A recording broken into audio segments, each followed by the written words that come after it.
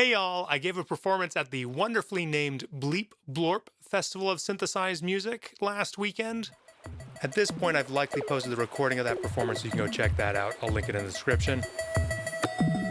Before I unplugged my patch and reintegrated everything back into my studio, I wanted to take a minute and talk about some things that might be useful for folks who are interested in this sort of hybrid digital and analog setup.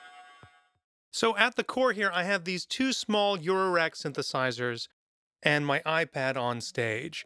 The iPad is running the Kyma control app, which, as you might guess, is sending data to Kyma, and then I use that to digitally manipulate the analog sounds and also send out analog control data. What you can see on the iPad right now is a Kyma Multigrid, and this is actually my first piece I've ever made with the Multigrid, even though it's been out for like 9 years now. The reason for this is not anything wrong with the Multigrid, but in the past I've worked primarily with the Kyma timeline, which really lets you schedule events in a more traditional way.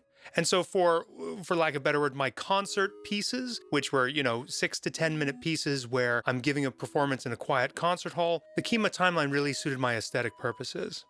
In this case, for the Bleep Blorp set, it's a 20-minute, I'm sorry, I can't say that title without laughing. It's a 20-minute set, which is more improvised, in a more relaxed space. And so the flow of the Multigrid, which is kind of more akin to DJing in some ways, served this particular performance very well.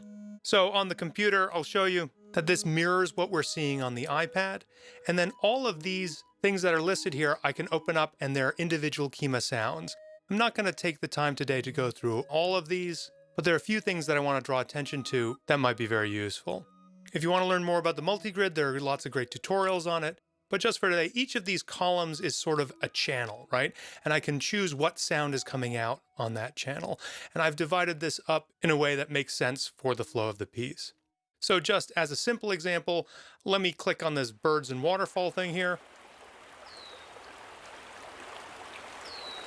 And we can hear I've got some nature sounds set up there. I have a bunch of different ones. I'm going to go over to the iPad now. I'm going to push it on the iPad. It's doing the same thing. I'll show the computer screen how it's transitioning at the same time there.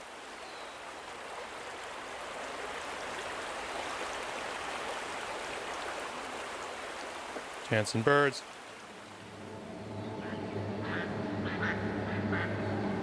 I can make it inactive.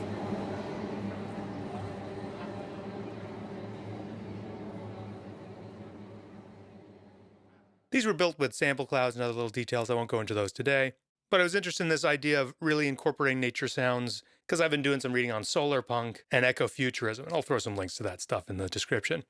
All those nature sounds, that's all Kyma, that's all digital, nothing involving the Eurorack. So let's get these things talking to each other. And let me start my clock.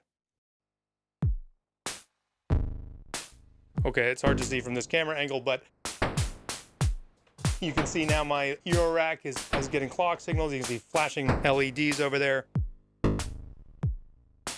because the clock is coming out.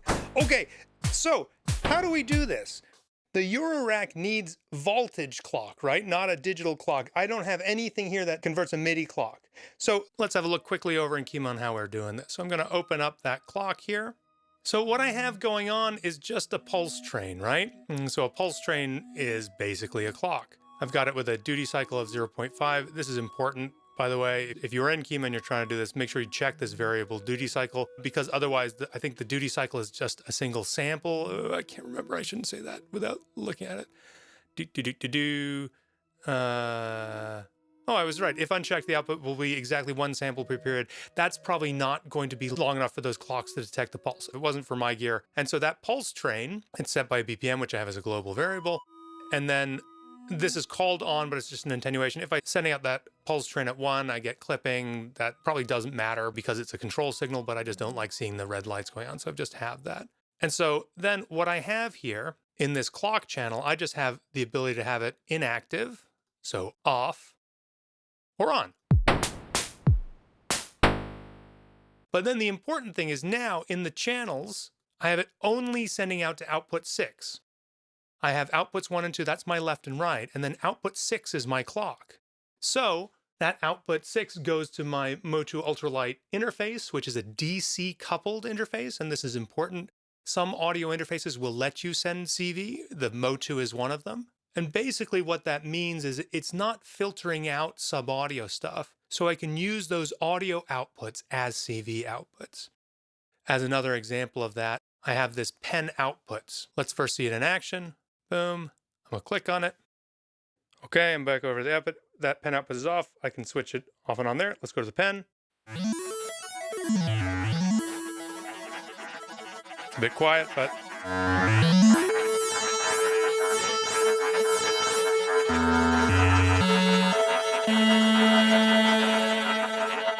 and so what's actually happening here is the XY of the pen, you got X left to right, Y here, is being sent to this Eurorack. And so this is being sent out as a CV that goes through this quantizer and into the sine wave oscillator here. And this, a little bit more subtle, but that's controlling the amount of wavefold there.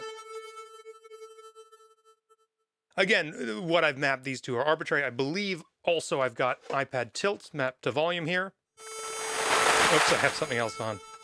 Let me turn my rain stick off. Yeah, that seems to get louder as I tilt it. I remember that now. Now that tilt is all done in Kyma. I'm not sending that amplitude out as CV. So let's quickly go look at those pen outputs on the computer. So on this friend, pen X, pen down, pen Y, these are constants. So the constant value of pen X is pen X. It's not actually a constant. This is the pen down. This is the pen Y. And then all I do is I say, hey, this is a selectable audio output. I say, okay, pen X goes to 4. Pen down goes to 3. Pen Y goes to 5. Those come out of the different outputs of my ultralight. Again, my ultralight is, I think, 8 in, 8 out. But so now I've got the outputs of the Motu. The clock is on 6 pen outputs. Pen down was 3, right? Channel 3, 4, 5, then 6 there. Okay, but as I said, for that sound I was just playing, the tilt volume is controlled in Kyma. So let's have a look at that. And so if we look at these no inputs here, we can see, okay, oh, this one's input 4, this one's input 5 and 6. This is those drum sounds we were just hearing. So once again, if we start that up, turn a clock on. That drum sound is coming in through 5 and 6 here. And that's getting passed, well, both to our output, but also to this delay effect, which is digital, right? Let's turn that off. But on this track 4, we have the sine clouds coming in, which is what we were just listening to.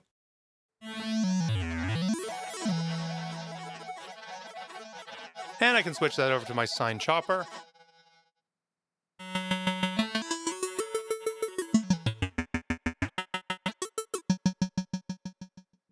So notice that I'm sending the same outputs there, but those outputs trigger the sine wave, goes through the wave folder, and then it comes into Kyma, and I'm changing it again in Kyma here. Now, I also have this randomized output. What this does is it takes those pen outputs, the pen X, pen Y, but it just does them algorithmically.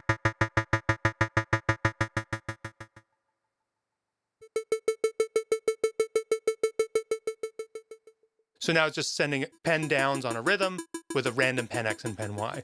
Can switch that over to clouds. And so this chopping, when I turn that on, is happening inside of Kyma. And the live grain clouds that are happening for this are also happening within Kyma.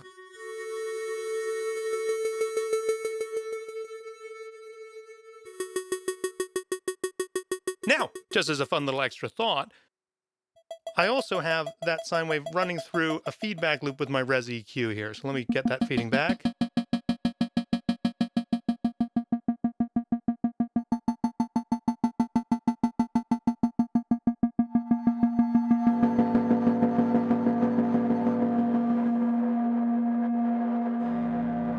So now I can control feedback loops here.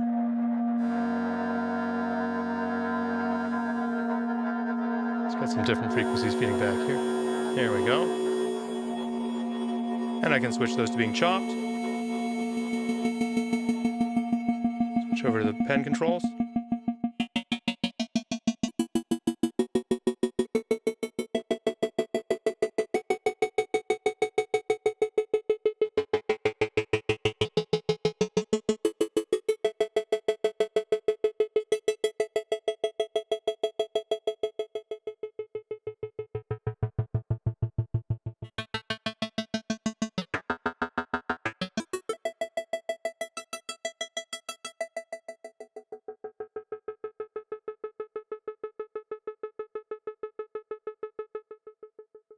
And then in the analog realm, I'll stop that feeding back. That's how the Eurorack and Kyma converse. I also have this, which is taking a different input from the sine oscillator and letting me do this sort of glitchy background with it.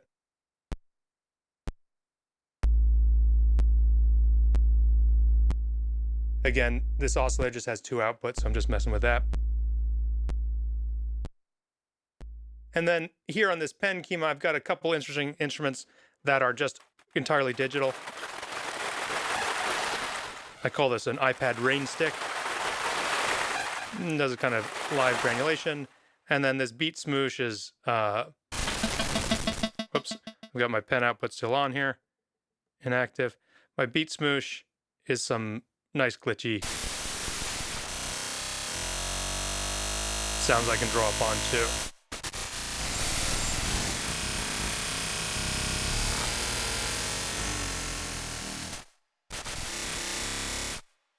And so this takes in multiple pen touches and also uses a tilt control from the accelerometer to adjust the sound. Again, if you want to see it in action, go over and check out that video I've got linked. I really enjoy this leveraging of the best of both worlds of digital and analog. And I think in this piece, I successfully had both things that I could just sort of set and go automatically and live instruments that I could control. So it wasn't that I was just a DJ saying, oh, I'm triggering this part of the song, I'm triggering this part of the song. Again, not to trivialize what DJs do, but it's different than performing on an instrument when this minute second-to-second control becomes more important. And so I think I have both instruments like this,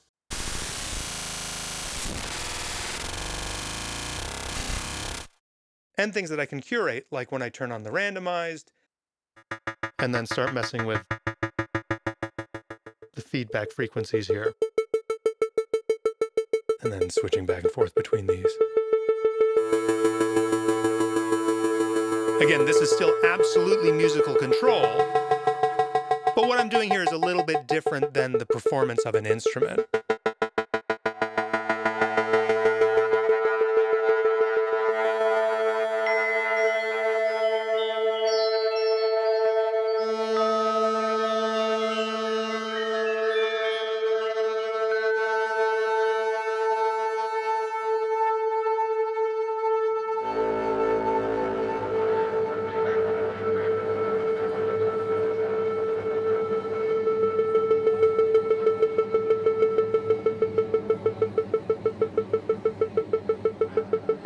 All right, I'll leave it here for today.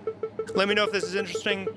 Once again, this is not about what you can do in Kyma. It's not about what you can do on Eurorack. It's about thinking about how these systems can talk to each other and using what you have to maximize the musical results. Catch you next time.